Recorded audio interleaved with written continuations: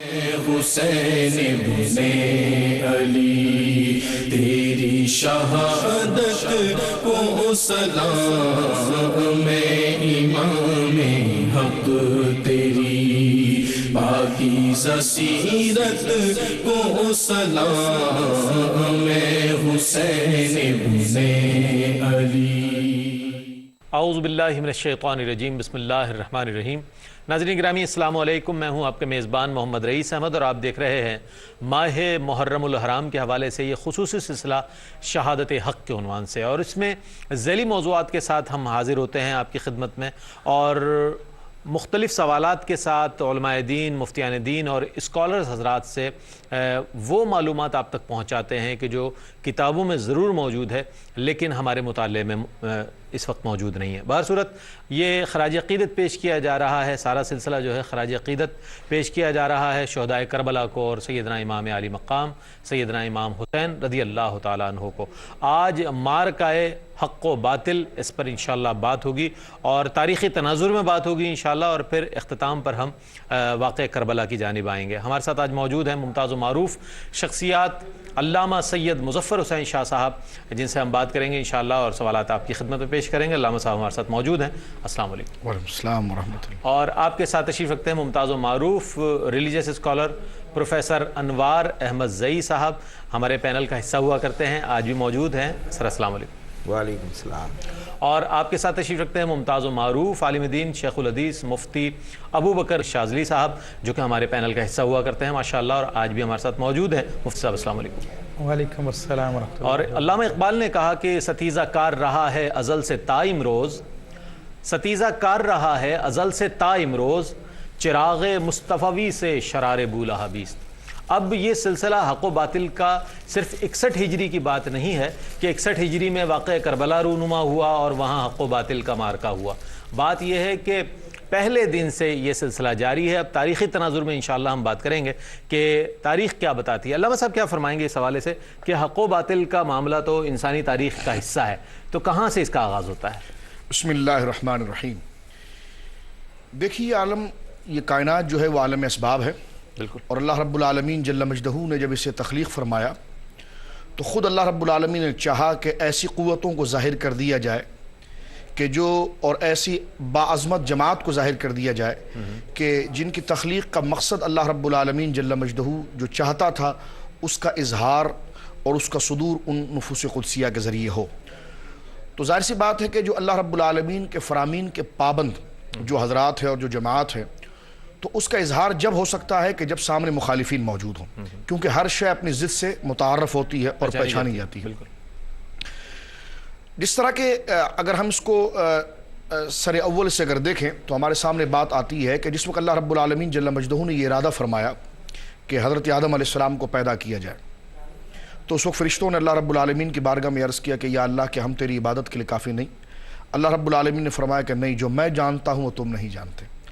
اب حضرت آدم علیہ السلام کو پیدا کیا گیا تو اس سے قبل کوئی اختلاف نہیں تھا، اس سے پہلے خیر و شر کا کوئی تعارف نہیں تھا، بلکہ تمام چیزیں خیر ہی تھیں۔ اور میں یہاں پر یہ کہوں کہ خیر کا اصل معیار تو یہ تھا کہ سامنے شر موجود ہوتی اور پھر گویا کہ اپنی کسب کے ذریعے اور اللہ رب العالمین کی توفیق سے بندہ اس سے دور ہوتا، تو خیر کا اصل تعارف اس اعتبار سے ہے۔ اللہ جل مجدہ نے جب یہ ارشاد فرمایا کہ میں حضرت آدم کو پیدا کرنا چاہتا ہوں، ایک خلیفہ بنانا چاہتا ہوں زمین پر، تو فرشتوں کا جب یہ سوال ہوا تو اللہ رب العالمین نے جب حضرت آدم کو پیدا کر دیا تو پھر حضرت آدم علیہ السلام کی ذات گرامی جو تھی وہ اللہ رب العالمین کی رضا ان تمام تر فرامین کا مظہر بن کے سامنے آئی کہ جو اللہ رب العالمین چاہتا تھا۔ ابلیس کو سجدے کا حکم دیا گیا اور ابلیس نے سجدے سے انکار کیا، تو وہاں پر پھر وہ جماعات جنہوں نے اللہ رب العالمین کے فرامین پر عمل کی اور اللہ رب العالمین کے حکم کی تعمیل کی، اور تعمیل میں حضرت آدم علیہ السلام کے سامنے سجدہ تعظیم اللہ کے حکم پر جنہوں نے گویا کہ کیا، تو وہ جماعت خیر کی جماعت کہلائی، بایمانہ کہ انہوں نے اللہ رب العالمین کے احکام کی تعمیل کی اور اللہ رب العالمین کی مرضی کو اور اس کی رضا کو اپنے تمام تقاضوں پر فوقیت دی۔ اور سامنے جو شر کی صورت میں ابلیس نظر آئے کہ جس پہ بظاہر عبادت اور زہد کا گویا کہ رنگ چڑھا ہوا تھا، لیکن اندر اس کی سرشت کے اندر شیطانیت اور اس کے اندر شرارت موجود تھی، جس کا اظہار اللہ رب العالمین اپنے بندوں کو دکھانے کے لیے چاہ رہا تھا، اس نے اللہ رب العالمین کے فرمان پر عمل نہیں کیا اور اللہ کے محبوب بندے حضرت آدم کی تعظیم نہیں کی. تو بس یوں سمجھ لیجئے کہ خیر کا تعارف اس جماعت سے ہوا کہ جنہوں نے حضرت آدم علیہ السلام جو اللہ رب العالمین کے رضا کے مظہر تھے ان کی اطاعت اور ان کی فرمان برداری ان کی تعظیم کی. اور ابلیس بصورت شر کے متعارف ہوا کہ جس نے سب سے پہلے اللہ رب العالمین کے فرمان، اللہ رب العالمین کے احکام کا انکار کیا. پھر یہ چیزیں بدستور آگے چلتی گئی. اسی کو پھر سزا اور جزا سے تعبیر کیا گیا. اسی کو پھر ایک واضح خارج میں حقیقت جنت و دوزخ کے ساتھ تعبیر کیا گیا. اور یہ قیامت کے سر تک رہے گی. اور عالم اسباب ہے، اللہ رب العالمین نے دونوں کے اسباب کو پیدا فرما دیا ہے، لیکن خیر کے اسباب کو اللہ رب العالمین نے شر کے مقابلے میں بہت زیادہ مقوی اور مضبوط اور اس کو قبول کرنے کے لیے بے شمار اس کے لیے ذرائع مہیا کیے ہیں. لیکن اس کے ساتھ فیصلے کے لیے اللہ رب العالمین نے احکام تکلیف کے اندر نفس بھی دیا ہے، عقل بھی دیا ہے.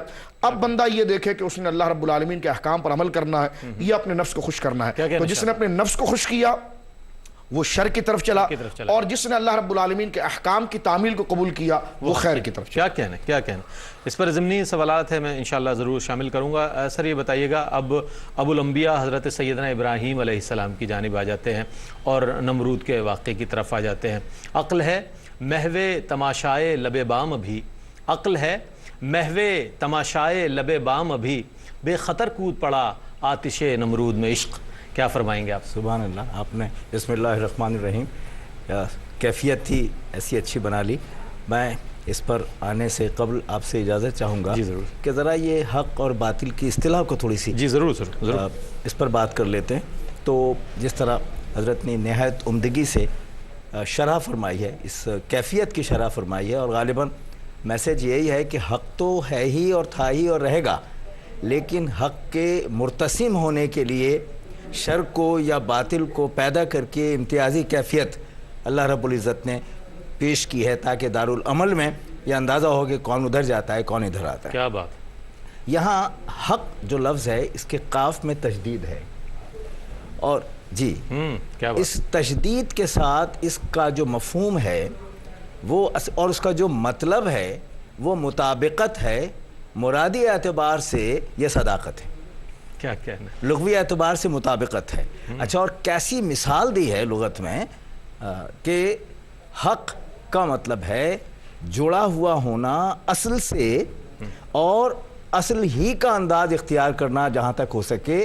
اور مثال یہ دی کہ جیسے دروازہ کھلتا ہے تو دروازے کی وہ چیز جس کو چول کہتے ہیں وہ زمین سے بھی رشتہ رکھتی ہے اور در سے بھی رشتہ رکھتی ہے. کیا کہنا. اور کھولنے میں وہی ممد اور معاون ثابت ہوتی ہے. تو اس کو مطابقت کہا. پھر آگے صداقت اور سچائی، اور اس کا الٹ جو ہے متضاد جو ہے وہ باطل ہے. یعنی جو جڑ سے اکھاڑ پھینکے، جو نہ در کا خیال کرے، نہ گھر کا خیال کرے، نہ عزت کا خیال کرے، نہ وقار کا خیال کرے، وہ باطل ہو گیا ضد میں. تو ان دونوں کیفیات میں اب آ جائیے. یہ حضرت ابراہیم علیہ السلام کی بات سب سے پہلی چیز جو سامنے آتی ہے ان دونوں کیفیات کے ساتھ کہ آگ میں جانا اور وہاں سے بامراد آنا. لیکن اس سے قبل کی کیفیت یہ ہے کہ کوئی اور نہیں ہے، وہ تعقل، وہ عقل، وہ القائی کیفیت کہ جو اللہ رب العزت نے پیدا فرمائی ہے، وہ کہہ رہی ہے کہ یہ جو تم بدھ بناتے ہو اپنے ہاتھ سے یہ تمہارے خدا نہیں ہو سکتے، یہ ہل نہیں سکتے، جل نہیں سکتے، تمہاری سن نہیں سکتے، تمہاری بات کو پوری طرح ادا نہیں کر سکتے، تو یہ تمہارے خدا کیسے ہوں گے؟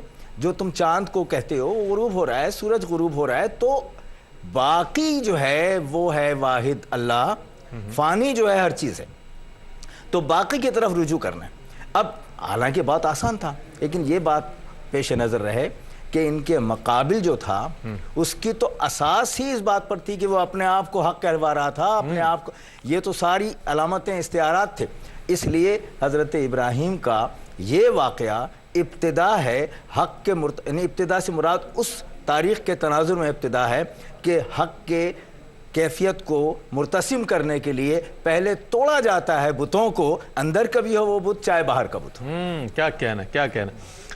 شاعر مشرق حضرت علامہ محمد اقبال کا شعر تو میں نے ابتدا میں پڑھ دیا. اسی موضوع پر اور اسی مضمون پر محسن بھوپالی نے بہت خوبصورت کہا کہ اپنے پیارے کے لیے پھول کھلا دیتا ہے، اپنے پیارے کے لیے پھول کھلا دیتا ہے، آگ کو باعث زحمت نہیں بننے دیتا، آگ کو باعث زحمت نہیں بننے دیتا. تاریخ انبیاء کا تذکرہ چل نکلا ہے تو مفتی صاحب یہ فرمائیے گا کہ حضرت موسیٰ علیہ السلام اور فرعون، یہ بھی ایک جو ایک واقعہ ہے اور اس میں اللہ کے نبی کو بہت تکلیفیں دی جانے کا اس کے اندر سبب بھی بن رہی ہے اس کی چیزیں، اور وہ اس بات پر مصر ہے کہ مجھے مانا جائے، لیکن حق حق ہے اور باطل باطل ہے. کیا فرمائیں گے اس حوالے سے؟ بسم اللہ الرحمن الرحیم. بلا شبہ سیدنا موسیٰ علیہ السلام اور فرعون کا یہ واقعہ حق و باطل کا بہترین یعنی مظاہرہ ہے، کہ جس میں فرعون باطل کے ساتھ ہے، خود باطل ہے، اور سیدنا موسیٰ علیہ السلام حق کے ساتھ ہیں. حق کے ساتھ. اور معاملہ یہی ہے کہ وہ اپنی خدائی کو منوانا چاہتا ہے، اور سیدنا موسیٰ علیہ السلام اس کی خدائی کا انکار کرتے ہیں اور وحدہ لا شریک کی ذات کی طرف دعوت دیتے ہیں کہ اس کو اپنا خدا مانا جائے. تو اس سلسلے میں بہت طویل قصہ ہے، بہت ساری باتیں ہیں، لیکن آخر میں جو انجام ہے جس سے ساری کی ساری حقیقت سب لوگوں کے سامنے کھل کے آ جاتی ہے. اور فرعون جن لوگوں پہ اعتماد کرتا تھا یعنی اپنے جادوگروں پر، تو اس نے سیدنا موسیٰ علیہ السلام کے جب معجزات دیکھے اور سیدنا موسیٰ علیہ السلام کو جھوٹا کرنے کے لیے، کیونکہ جو حق کا نمائندہ ہے اگر آپ اس کو جھٹلا دیں گے، اس کی اہمیت لوگوں کی نظر سے گرا دیں گے تو حق بھی پھر چھپ جائے گا. تو اسی طرح اس فرعون نے بھی یہی چاہا کہ حق کا جو نمائندہ موسیٰ علیہ السلام ہے ان کو لوگوں کے سامنے جھوٹا ثابت کر دیا جائے. تو موسیٰ علیہ السلام کا جو معجزہ تھا عصا کا تھا، چھوڑتے تھے وہ سانپ بن جایا کرتا تھا. جادوگروں کو مقابلے میں بلا لیا. سیدنا موسیٰ علیہ السلام نے جب اپنا عصا چھوڑا تو سارے جادوگروں کے سانپ ختم ہو گئے. اس پر تمام کے تمام جادوگر جو ہے مسلمان ہو گئے. حالانکہ کہنے کو فرعون کی طرح وہ بھی کہہ سکتے تھے کہ یہ ہم سے بڑا جادوگر ہے، لیکن ان لوگوں نے وہ لوگ ایمان لے آئے. بالکل. ہم حاضر ہوتے ہیں ناظرین ایک مختصر سے وقفے کے بعد. خوش آمدید ناظرین، آپ دیکھ رہے ہیں پروگرام روشنی سب کے لیے اور ماہ محرم الحرام کا یہ خصوصی سلسلہ جس میں شہدائے کربلا اور امام علی مقام سیدنا امام حسین رضی اللہ تعالیٰ عنہ کو خراج عقیدت پیش کیا جا رہا ہے. اور اسی سلسلے کا آج یہ پروگرام جس کا ذیلی موضوع جو ہے مارکہ حق و باطل، چونکہ سر نے فرمایا کہ حق پر تشدید ہے تو حق و باطل پڑھا جائے گا اسے اور کہا جائے گا. اس حوالے سے اگلے سوال کی جانب جاتے ہیں. علامہ صاحب یہ فرمائیے گا کہ نبی کریم علیہ السلام نے جب اعلان نبوت فرمایا تو بڑے بڑے جو قوی قسم کے کافر تھے، ابو جہل، ابو لہب اور امیہ بن خلف، یہ آپ کے مد مقابل تھے، اور ادھر تھے سیدنا صدیق اکبر رضی اللہ تعالیٰ عنہ، سیدنا حضرت عمر فاروق رضی اللہ تعالیٰ عنہ، اور حضرت عثمان غنی اور حضرت علی ابن ابی طالب کرم اللہ وجہ الکریم. یہاں بھی حق و باطل آمنے سامنے ہے، اور کیا فرمائیں گے اس حوالے سے اس کیفیت کو؟ دیکھیے جس طرح کہ ابھی قبلہ مفتی صاحب نے فرمایا اور حضرت قبلہ سر پروفیسر صاحب نے بھی ارشاد فرمایا، تو اس کا خلاصہ یہی نکلا کہ اللہ رب العالمین جل مجدہ اس عالم اسباب کے اندر حق کو متعارف کرانے کے لیے اور خیر کے اصل شان کو بتانے کے لیے سامنے باطل کو پیدا فرماتا ہے، اور پھر اس میں اللہ رب العالمین اسے بھی مکمل صلاحیت دیتا ہے تاکہ کل قیامت کے دن وہ یہ نہ کہے کہ فلاں چیز مجھے نہیں ملی تھی. تو اتمام حجت کے حوالے سے تمام چیزیں اس کو مل جاتی ہے اور اس کو آزادی مکمل طور پر دے دی جاتی ہے. اب یہ الگ بات ہے کہ مشیت الہی اور ہے اور رضا الہی اور ہے، یہ الگ مسئلہ ہے. اہل حق جو ہیں وہ جہاں مشیت کے تحت چلتے ہیں وہاں رضا الہی کا جھنڈا ان کے ہاتھوں کے اندر ہوتا ہے، اور جو باطل ہے وہ مشیت کی طرف جاتے ہیں، رضا الہی کو چھوڑ دیتے ہیں. اور اس میں دیکھیے ایک بڑی خوبصورت بات میں اس طرف آتا ہوں کہ اللہ رب العالمین جل مجدہ، جس طرح کہ بھی آپ نے بھوپالی صاحب کا شعر پڑھا کہ اپنے محبوبوں کے لیے اللہ رب العالمین جو ہے کہ وہ پھول کھلا دیتا ہے، آگ کو گلزار بنا دیتا ہے. تو یہاں پر ایک کانسیپٹ یہ ہے، ان کو کبھی غیر نہ سمجھا جائے. جو حق کے نمائندے ہوتے ہیں ان کو غیر نہ سمجھا جائے. ٹھیک ہے، غیر تصوف کی ایک اصطلاح ہے، مفتی صاحب کو تو خاص شعبہ ہی ہے. ہم جب پڑھتے ہیں حسبی ربی جل اللہ ما فی قلبی غیر اللہ، تو غیر اللہ سے مراد رسول نہیں ہوتے، غیر اللہ سے مراد اولیاء نہیں ہوتے، غیر اللہ سے مراد وہ اصفیاء نہیں ہوتے، غیر اللہ سے مراد غیر بمعنی حجاب کے ہے. اور حجاب اس کو کہا جاتا ہے کہ جو اللہ تک پہنچنے سے روک دے. تو اللہ تک پہنچنے سے روکنے والی چیز باطل ہوتی ہے، شیطانیت ہوتی ہے، وہ طاغوتی چیزیں ہوتی ہیں. اور حضرات اولیاء کاملین، حضرات اولیاء عظام، یہ اللہ رب العالمین سے واصل ہیں، اور یہ حق کے وہ نمائندے ہیں کہ اللہ رب العالمین کی رضا، اللہ رب العالمین کی محبت اور اللہ رب العالمین کا مطلب جو ہے وہ ان کے ذریعے ظاہر ہوتا ہے. تو لہٰذا ایک بات یہ بھی سمجھنے کی ہے. تو ہم حق و باطل کے درمیان رئیس صاحب فرق تو کر لیتے ہیں، لیکن کبھی کبھار شیطان ہمیں اس انداز میں گمراہ کر دیتا ہے کہ پھر معاذ اللہ ہم رسول اللہ صلی اللہ علیہ وسلم کو حق کا نمائندہ تو سمجھتے ہیں، لیکن پھر قبولیت کے اندر ہمارے اندر وہ شیطانیت کبھی نفس نفسانی طور پر پیدا ہونا شروع ہو جاتی ہے، اور پھر ہم یہ تمام خدا کے محبوب بندوں کو غیریت میں لے جاتے ہیں۔ تو ہم کہتے ہیں کہ یہ سارے غیریت میں ہو گئے تو ہم تو نماز میں دعا کرتے ہیں اہدنا الصراط المستقیم صراط الذین انعمت علیہم۔ اللہ تو انتہا تک اس بات کو ثابت کرنا چاہتا ہے کہ جو میرے نمائندے ہیں ان کے ساتھ رہنا، ان کی محبت میری محبت، ان کی ناراضگی میری ناراضگی، ان کے پاس آنا میرے پاس آنا، ان کو راضی کرنا مجھے راضی کرنا ہے، اور جو میرے نافرمان ہیں تو لہذا ان سے محبت میری دشمنی۔ اب آپ دیکھیے قیامت کے دن اللہ فرماتا ہے قرآن کے اندر کہ یوم ندعو کل اناس بامامہم، ہر شخص کو ہم اس کے مقتدا کے نام سے اٹھائیں گے۔ اب انسانیت کانپ جاتی ہے کہ ہر شخص کو اس کے مقتدا کے نام سے اٹھایا جائے گا۔ پھر آگے فرما دیا الاخلاء یومئذ بعضهم لبعض عدو الا المتقین، فرما قیامت کے دن سارے دوست گہرے سے گہرے دشمن ہو جائیں گے مگر وہ گہرے دوست رہیں گے جنہوں نے ہمارے لیے دوستیاں کی تھی۔ تو لہٰذا اہل اللہ اور اولیاء کاملین یہ حق کے نمائندے ہیں، اور ان سے محبت کرنا، ان کے ساتھ جڑ جانا، ان کے حلقوں سے وابستہ ہو جانا، اور ان کو اللہ کی بارگاہ کا سفیر اور اللہ کی تمام شانوں کا مظہر اور اللہ کے قرب کا وسیلہ اور ذریعہ جاننا، یہ حق کی سب سے خوبصورت مثال ہے، جس کی مثال آپ نے حضرت ابوبکر سے دے دی، جس کی مثال آپ نے سیدنا فاروق اعظم سے دے دی، عثمان و علی سے دے دی۔ تو یہ سرکار کے ساتھ جڑے ہیں، تو اس لیے کہ اللہ رب العالمین کی رضا اور اللہ رب العالمین کے غضب کے تقاضے ہیں جو ہے وہ حضور سے ظاہر ہوں گے۔ اور اس پر ایک بات میں عرض کرنا چاہتا ہوں کہ جب محبت عشق میں بڑھ جاتی ہے تو وہ خارج میں اپنے محبوب کے جلووں کا مظہر دیکھنا چاہتی ہے۔ تو بخاری کتاب الحج کے اندر موجود ہے، صحابہ کرام جب حج کرنے کے لیے گئے تو انہوں نے کہا یا رسول اللہ ہماری محبت توحید اتنی جوان ہے کہ ہم خارج میں اس کے مظاہر کو دیکھنا چاہتے ہیں۔ تو حضور نے مسکرا کر فرمایا اس کالے پتھر کو چوم لو، جس نے اس کالے پتھر کو چوم لیا وہ ایسے ہے جیسے اس نے خدا کے ہاتھ کو چوم لیا، اس لیے کہ خدا ہاتھ سے پاک ہے، لیکن تمہیں حق کی جلوگری دیکھنی ہے تو فرمایا اس پتھر کو چوم لو۔ اس پتھر کو چومنا تو اللہ کے ہاتھ کو چومنا ہے۔ تو میں یہ کہنا چاہتا ہوں وہ پتھر خدا نہیں ہوا، لیکن خدا کی محبت کا، خدا کی رضا کی جلوہ گاہ بن گیا، لیکن وہ پتھر خود سے جلوہ گاہ نہ بنا، مصطفیٰ کے لبھائے مبارک سے نسبت ہو گئی۔ تو اندازہ لگائیے کہ حضور اگر پتھر کو چوم لیتے ہیں تو وہ اللہ کی معرفت اور حق کی جلوہ گاہ اور مظہر بن جاتی ہے، تو خود سرکار کی ذات مبارکہ اور اس حجر اسود سے افضل حضرات اولیاء کاملین کی ذات مقدسہ، تو وہ اللہ رب العالمین کے نمائندے ہیں۔ تو ہمیں چاہیے حق و باطل کے اس پیغام کے اندر ہم یہ دیکھیں کہ حق کے ساتھ کون ہے اور باطل کے ساتھ کون ہے۔ جو باطل کے ساتھ ہیں ان کی عادتیں بھی اختیار نہ کریں، ان سے محبت بھی نہ کریں، اور جو حق کے ساتھ ہیں تو ان کی محبت میں آخری دم تک پہنچیں، اس لیے کہ ان سے محبت خدا کو ناراض نہیں کرتی ہے، ان کی محبت ہی خدا سے واصل کر دیتی ہے۔ کیا کہنا ہے آپ کے آخری جملوں ہی پر میں سوال لے لیتا ہوں سر، آپ یہ فرمائیے کہ جس طرح اہل حق جو ہیں اپنے اسلاف کے وارث ہیں، تو کیا آج جو باطل پر ہیں تو وہ باطل پرستوں کے مقلد ہیں، باطل قوتوں کے پیروکار ہیں آج بھی؟ دیکھیے یہ نسبت جو چلتی ہے یہ عمل سے چلتی ہے، اور جس طرح آپ نے فرمایا ابھی کہ کیا ان کی نسبت بھی اس طرح چلے گی کہ جیسے وارث ہوتے ہیں، تو ذرا وارثوں کے امتیاز کی بات دیکھنی ہے تو یہی بات جو ابھی حضرت نے فرمائی ہے کہ ابو لہب اور ابو جہل تو خونی رشتہ دار ہیں، تعلق ہے۔ ابو لہب کی بیوی نے تو مٹھائی تقسیم کی تھی حضور کے پیدائش پر، لیکن جب آیا معاملہ اللہ کی وحدانیت کو تسلیم کرنے کا تو خون اور رشتہ اور تعلق ایک طرف رہ گیا، اور جو اس پیغام کو تسلیم کریں وہ قریب ہو گئے، وہ عزیز ہو گئے۔ تو یہاں عزیز ہونا حق کو تسلیم کرنے والوں کے حوالے سے عبارت ہے۔ اس لیے جو ورثہ ہیں حق کے وہ تو آج بھی ان کے پیغام کو آگے لے جا رہے ہیں، اور یہی نسبت عظیم کہلاتی ہے، نسبت عظمیٰ کہلاتی ہے۔ اور یہ جسے تحت الثری میں گر جانے والی بات ہے نا، والتین والزیتون وطور سینین وہذا البلد الامین۔ اب یہاں جب قسمیں کھائی جا رہی ہیں ان کی، تو آگے یہ بھی کہا جا رہا ہے کہ کس طرح خیر کے ساتھ پیدا کیا گیا، اور جس نے روگردانی کی وہ کیسے تحت الثری میں چلا گیا، اسفل السافلین ہو گیا۔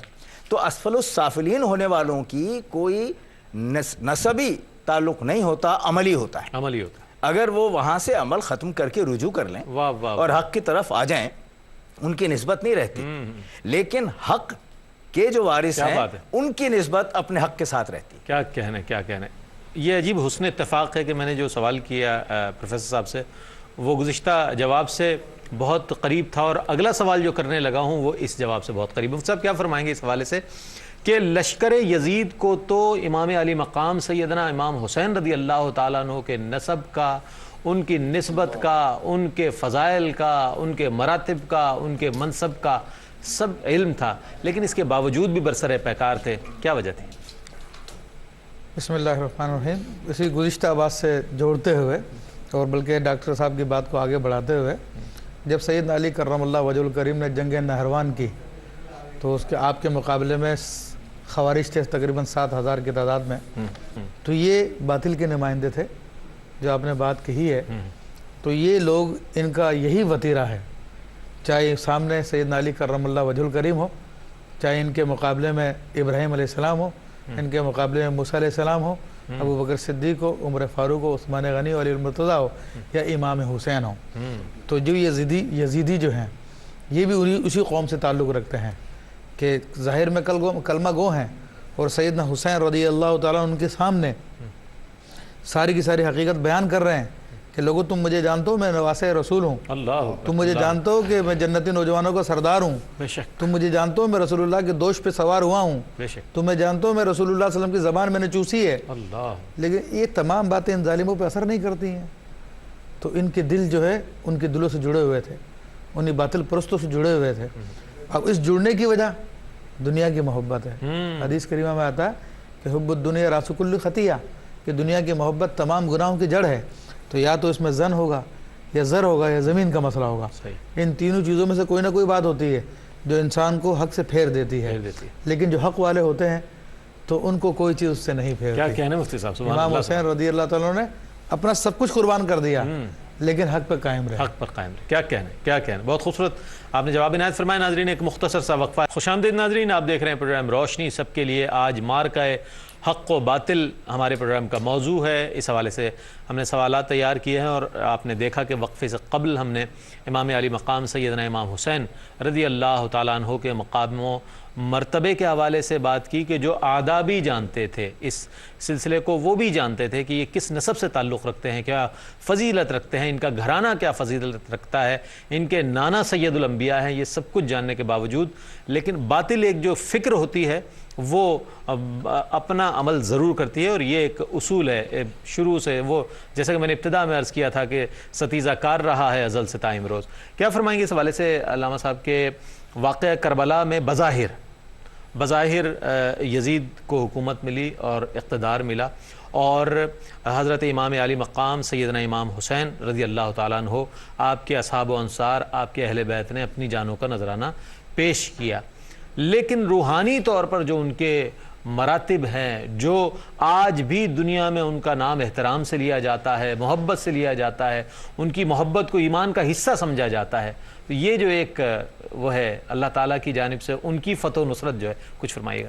دیکھیے بڑی خوبصورت بات آپ نے کی ہے. باطل کی سب سے بڑی پہچان یہ ہے کہ وہ اہل خیر کے ظاہر کو دیکھتا ہے، کیا بات، اس کی نسبت کو کبھی نہیں دیکھتا. ابلیس گمراہ ہوا اسی لیے تھا کہ اس نے حضرت آدم کے قد و قامت کو دیکھا اور ان کے وجود کو دیکھا. جبریل خیر کی طرف آئے اس لیے تھے کہ انہوں نے وجود کو بعد میں دیکھا، نسبت کو پہلے دیکھا.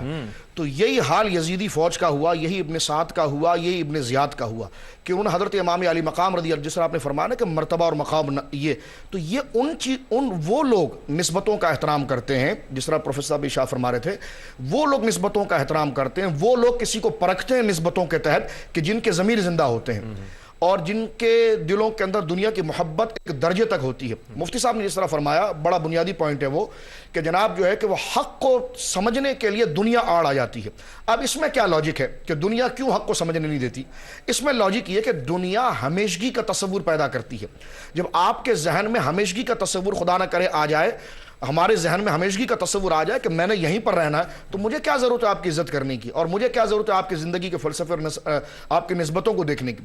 لیکن جسے موت پر یقین ہے، دنیا کے ناپائیدار ہونے پر یقین ہے، خدا سے ملنے پر یقین ہے، وہ خود بخود سمجھ جاتا ہے میرے سامنے جو شخصیت موجود ہے اس کی بارگاہ الوہیت میں اور بارگاہ مصطفی میں اور دین میں اس کی کیا اہمیت ہے. اسی طرح اگر آپ دیکھیں تو یہ بہت بنیادی بات میں بھی آپ کی خدمت میں عرض کر چکا ہوں کہ ہمیشہ شر جو ہے وہ خیر قریب اس لیے نہیں ہوتا کہ وہ نسبتوں کا خیال نہیں کرتا. مثال کے طور پر آپ دیکھیے کہ صفا مروہ آپ دیکھیں، قرآن کہتا ہے صفا مروہ میری نشانیوں میں سے ہے. ایک آپ تصوری لطیفہ بنائیے، اور اس میں دیکھیے کہ ایک شخص جو ہے جو اللہ رب العالمین کو اللہ اکبر کہہ کر پکارتا ہے، وہ صفا مروہ کی وادی کے پاس پہنچا، مطاف سے جب فارغ ہوا طواف کر کے تو وہ ادھر ادھر بھٹک رہا ہے. تو لوگوں نے پوچھا جناب ادھر ادھر بھٹکنے کی وجہ کیا ہے؟ تو کہنے لگا جی میں اس پہاڑی کو ڈھونڈ رہا ہوں جسے خدا نے اپنی نشانی قرار دیا. تو انہوں نے کہا وہ تو یہ ہے صفا اور یہ ہے مروہ. اس نے کہا یہ صفا اتنا چھوٹا سے ٹیلا، یہ مروہ اتنا چھوٹا سے ٹیلا. تو انہوں نے کہا جی آپ کا تصوری خیال کیا تھا؟ انہوں نے کہا جی اللہ اتنا بڑا ہے تو اس کی نشانیاں بھی کوئی ہمالیہ سے اونچی ہوگی، کیونکہ جب خدا نے جس سے اپنی نشانیاں کہا تو اس بچے نے اسے کہا کہ بے وقوف آدمی اس بات کو ہمیشہ یاد رکھو کہ اللہ رب العالمین کی نسبتوں کا اندازہ جو ہے وہ اس کے ظاہر سے نہیں لگایا جاتا، نسبت سے لگایا جاتا ہے. ابلیس بھی اس لیے گمراہ ہوا تھا کہ اس نے حضرت آدم کے قد کو اور اپنے قد کو ناپا تھا. یہ تو تیرے لیے آزمائش ہے کہ صفا کی پہاڑی کو چھوٹا رکھا گیا ہے اس لیے کہ دنیا دارالابتلاء ہے، تو اس کی چھوٹے پن کو نہ دیکھ، وہاں پر لگنے والے سیدہ ہاجرہ کے قدم کو دیکھ. اللہ رب العالمین نے جو اس کو قبولیت کا درجہ دیا وہ دیکھ. اسی طرح آپ قبروں کے پاس جاتے ہیں تو قبرستان کے اندر ساری قبریں برابر ہوتی ہیں، ٹھیک ہے. لوگ کہتے ہیں جی ساری قبریں برابر ہیں، سب مٹی میں آرام کر رہے ہیں. ہم نے کہا مٹی سے کچھ نہیں ہوتا، مٹی میں جو آرام کر رہا ہے اس سے فضیلت پائی جاتی ہے. تو لہٰذا ظاہر کو نہیں دیکھا جاتا بلکہ ان نسبتوں کو دیکھا جاتا. اور یہی فلسفہ جو ہے جس طرح مفتی صاحب فرما رہے تھے خوارج کے حوالے سے، خوارج کو بھی غلطی اسی وجہ سے لگی کہ اس نے سیدنا علی رضی اللہ تعالیٰ کے لشکر کو دیکھ کر اندازہ لگایا. لیکن جنہوں نے نسبتوں کو دیکھ کر اندازہ لگایا ان کے آگے حق روشن ہوا. جس طرح مفتی صاحب نے فرعون کے دربار کے ان پجاریوں کی اور ان جادوگروں کی مثال دی، اور میں حضرت حر کی مثال دیتا ہوں کہ حضرت حر بالکل کمانڈر ہیں اور کئی آپ کے ساتھ دستے وابستہ ہیں، لیکن جب انہوں نے واقعی میں ان کا ضمیر جب زندہ تھا انہوں نے حضرت حسین کے ساتھ 72 افراد کو نہیں دیکھا بلکہ حضرت حسین کے سر پر جو شرافت و نیابت کا جو تاج تھا اس کو دیکھا. تو ہر چیز کو انہوں نے قربان کیا اور آگے بڑھ پڑے. اور کسی نے بڑا خوب کہا کہ یہ نعرہ حر کا تھا کہ جو نکلا فوج شام سے کہ یوں نکلتے ہیں جہنم سے خدا والے. تو جہنم سے خدا والے نکلتے کب ہیں؟ جب ان کا ضمیر زندہ ہوتا ہے اور ان کی نظریں ظاہر پر نہیں ہوتی ہیں، نسبتوں پر ہوا. کیا کہنا سبحان اللہ. کیا کہیں گے سر اس حوالے سے کہ تاریخ انبیاء کا بھی ذکر ہوا اور دیگر واقعات بھی آئے. اب ہم واقعہ کربلا 61 ہجری کی جانب آتے ہیں جہاں سیدنا امام علی مقام سیدنا امام حسین رضی اللہ تعالیٰ عنہ اور آپ کے رفقا ہیں ایک جانب، اور ایک جانب ایک کثیر لشکر ہے، ایک دور اقتدار بھی ہے اور پورا ایک منظم سسٹم ہے وہاں پر کہ جو سامان حرب کے ساتھ سے آراستہ ہے. یہ فرمائیے گا یہاں پر حد فاصل اگر کوئی ذات نظر آ رہی ہے تو وہ سیدنا امام علی مقام امام حسین رضی اللہ تعالیٰ عنہ کی نظر آ رہی ہے. کیا فرمائیں گے اس حوالے سے؟ آپ کا جو کردار و عمل ہے کچھ فرمائیے گا اس حوالے سے. بالکل اس طرح کہ جیسے مصرے میں کہا گیا کہ اسلام زندہ ہوتا ہے ہر کربلا کی بات، تو پورے واقعے کو منتج ہوتا ہم دیکھ رہے ہیں. تو کامرانی حسین رضی اللہ تعالیٰ عنہ پر دیکھ رہے ہیں، اس پر نہیں جو بظاہر اس وقت کامیاب ہوا، اور وہ کہ سرداد نداد دست در دست یزید حقہ کے بنا لا الہ است حسین. کیا بات. تو یہ جو بنا لا الہ ہوا وہ آپ کی اس قربانی کے سبب سے ہوا. دو چیزیں بڑی واضح ہیں. ایک بات ذرا سی نازک سے سمجھنے کی یہ ہے کہ آزادی کون پسند نہیں کرتا، پابندی کون پسند کرتا ہے، لیکن بغیر پابندی کے آزادی کا تصور نہیں ہے. پابندی جہاں سے شروع ہوتی ہے وہاں آزادی ختم ہوتی ہے، یا آزادی کو اس طرح استعمال کیا جائے کہ کوئی رکاوٹ نہ سمجھی جائے تو وہاں سے پابندی شروع ہوتی ہے. اسلام پابندی کے ساتھ آزادی کا دائی ہے. عوامر نوائی ساری چیزیں سامنے ہیں. اس نے کیا کیا تھا؟ اس نے یہ کیا کہ سمجھا یہ کہ آزاد ہوں میں، بادشاہ وقت ہو گیا ہوں، میرے پاس اختیار ہے. نہ اسے تاریخ کا خیال تھا، نہ شریعت کا خیال تھا، نہ سنت کا خیال تھا، نہ اس سے پہلے گزرنے والے اکابر خلفاء کی سنت کا خیال تھا. اس کا اپنا ایک انداز تھا. وہ سمجھ یہ رہا تھا کہ جو میں کر رہا ہوں وہ کل ہے اور وہ سچ ہے. یہاں سے ہی تضاد اور تصادم شروع ہوتا ہے اور اس تصادم سے صحت شروع ہوتی ہے. یہ بتا رہے ہیں حضرت امام حسین اپنا لٹا کے کہ مت سمجھنا کہ یہ جو آزادی کہہ رہا ہے وہ آزادی ہے. پابندی کو پامال کر کے اگر وہ کچھ کر رہا ہے تو وہ آزادی نہیں ہے، بلکہ حق سے بھٹک کر باطل کی طرف جانا ہے. کیا کہنا. امام علی مقام سیدنا امام حسین رضی اللہ تعالیٰ عنہ کو ہم دیکھتے ہیں تو آج ہمیں ان کی حیات مبارکہ سے، ان کی سیرت طیبہ سے کیا درس ملتا ہے، اور ہم عام معمولات زندگی میں اور معاملات زندگی میں ان سے کس حد تک روشنی لے سکتے ہیں؟ دیکھیے بہت اچھا آپ نے سوال کیا، جو ساری گفتگو کا محصل ہے۔ سیدنا امام حسین رضی اللہ تعالیٰ عنہ کربلا کے میدان میں جو اپنی جان مال سب کچھ اللہ کی راہ میں قربان کر دیا اور باطل کے سامنے آپ ڈٹ گئے، تو یہ ہمیں درس دیتی ہے یہ آپ کی شہادت کہ ہمیں ہمیشہ حق کا ساتھ دینا چاہیے اور حق پر رہنا چاہیے۔ اور وہ کربلا جو ایک حقیقی کربلا تھی، جو سیدنا امام حسین رضی اللہ تعالیٰ عنہ کے مقام و مرتبے کے اعتبار سے تھی، تو جو جتنا زیادہ مرتبے والا ہوتا ہے اس پہ اتنی بڑی آزمائش آتی ہے، اس کا مقابلہ بھی اتنا ہی سخت ہوتا ہے۔ تو میں سمجھتا ہوں کہ ہر انسان کے ساتھ کربلا ہے، اس کا ضمیر میں کربلا جاری رہتی ہے، ہر موقع پر ہمیں حق و باطل کی جنگ جاری رہتی ہے۔ بہت دور کی بات نہیں، کوئی اس کے لیے کربلا کے لیے ہماری جو کربلا ہے اس کے لیے تلوار یا توپ یا بندوق کی ضرورت نہیں ہے۔ ایک اگر بل جمع کرانے کی لائن بھی لگی ہوئی ہے تو یہاں پہ بھی ہمارے لیے کربلا کا درس ہے۔ تم لائن کو کراس کر کے اپنے تعلقات استعمال کر کر ڈائریکٹ میں گھس جاؤ وہاں پر بل جمع کرانے کے لیے، حق کا ساتھ دیتے ہوئے، حق پہ عمل کرتے ہوئے جو طریقہ ہے لائن میں آ کے لگ جاؤ۔ ہر قدم پہ ہمارے لیے یہ درس ہے کہ جہاں پر بھی باطل آئے گی وہاں پہ کربلا کا منظر آئے گا، تو وہاں پر ہمیں حق کو اختیار کرنا ہے۔ اپنے ضمیر میں وہ کربلا ہر وقت جاری ہے، اپنے عام روٹین میں، گفتگو میں، بولنے میں، تو یہی اس کربلا کا درس ہے کہ ہمیشہ حق کا ساتھ دیں۔ اور اللہ تبارک و تعالیٰ نے ارشاد فرمایا کونوا مع الصادقین، تو جو حق پہ عمل کرتا ہے وہ حسینی گروہ میں ہے، اور جو اس موقع پہ حق کو چھوڑ دیتا ہے تو یزیدی گروہ کے قریب ہو جاتا ہے۔ تو ہمیں سیدنا امام حسین رضی اللہ تعالیٰ عنہ کے کردار کو اپنی زندگی تمام معاملات میں اپنانا چاہیے۔ کیا کہنا ہے۔ میں بہت شکریہ ادا کروں گا تینوں ہی مہمانان گرامی کا، ماشاءاللہ بہت خوبصورت انداز میں مارکہ حق و باطل پر آپ تینوں حضرات نے گفتگو فرمائی۔ علامہ سید مظفر حسین شاہ صاحب ماشاءاللہ بہت خوبصورت انداز میں، اور ناظرین گرامی ARYQ TV کو یہ الحمدللہ اعزاز حاصل ہے کہ جتنے بھی مہمانان گرامی ہوتے ہیں، موضوع خواہ کوئی ہو، لیکن جب جواب کا اختتام ہوتا ہے تو اس میں عشق رسالت مآب صلی اللہ علیہ وآلہ وسلم بھی موجود ہوتا ہے، صحابہ اکرام رضوان اللہ تعالیٰ علیہ مجمعین کی تعظیم کا بھی پیغام ہوتا ہے، محبت اہل بیت اطہار رضوان اللہ تعالیٰ علیہ مجمعین بھی اس میں پیغام موجود ہوتا ہے، اور اصلاح امت کے لیے بھی وہ پیغامات موجود ہوتے ہیں جو عہد حاضر کی انتہائی ضرورت سمجھے جاتے ہیں۔ تو میں شکریہ ادا کروں گا ایک بار پھر آپ کی تشریف آوری کا، علامہ صاحب آپ کی تشریف آوری کا، سر آپ کی تشریف آوری کا، اور مفتی صاحب ماشاءاللہ آپ تشریف لائے۔ ناظرین گرامی یہ سلسلہ جاری ہے، اور اس سلسلے کا مقصد یہ ہے، غرض و غایت یہ ہے اس سلسلے کو پیش کرنے کی کہ شہدائے کربلا اور سیدنا امام علی مقام سیدنا امام حسین رضی اللہ تعالیٰ عنہ کی خدمت میں خراج عقیدت پیش کیا جائے۔ اے حسین ابن علی، اے نازش دور حیات، اے حسین ابن علی، اے نازش دور حیات، بھوک تیری وجہ تسکین، پیاس تیری کائنات۔ اے حسین ابن علی، اے نازش دور حیات، بھوک تیری وجہ تسکین، پیاس تیری کائنات۔ جو زمانے کو رلا کر خود نہ رویا وہ حسین، جو زمانے کو رلا کر، جو زمانے کو رلا کر خود نہ رویا وہ حسین، جس نے سر کھویا مگر ایمان نہ کھویا وہ حسین۔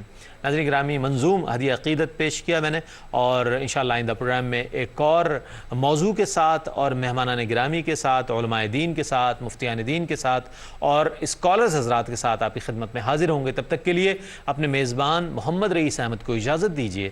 اللہ حافظ۔ اپنا گھر کا گھر لوٹا ڈالا خدا کی راہ میں، اقربا قربان کر ڈالے اسی کی چاہ میں۔ ہر گھڑی تیرے اس انداز سخاوت کو سلام۔ اے حسین ابن علی، تیری شہادت کو سلام۔